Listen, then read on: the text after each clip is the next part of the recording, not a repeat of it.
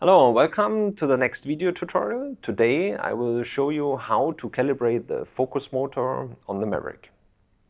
There are three possibilities to calibrate the focus motor: automatic, via remote, or by hand.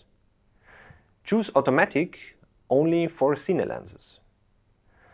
By using the universal gearing, we recommend you to choose remote or by hand.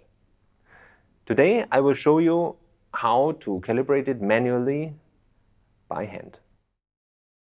Power on the system. Press the menu button to enter the setup menu. Select Calibrate and press menu button again to enter the submenu. Select Hand and press OK to confirm.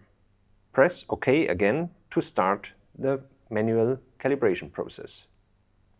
Now you have to move with your hand the focus ring to one side to the end position. Once reached, confirm this end point in the menu with OK. Move the focus ring to the other side to the end position. Confirm it with OK.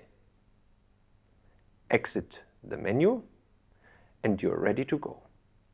So now you know how to calibrate the follow focus motor. Thank you for watching and stay tuned for the next tutorial. Have a good day. Bye.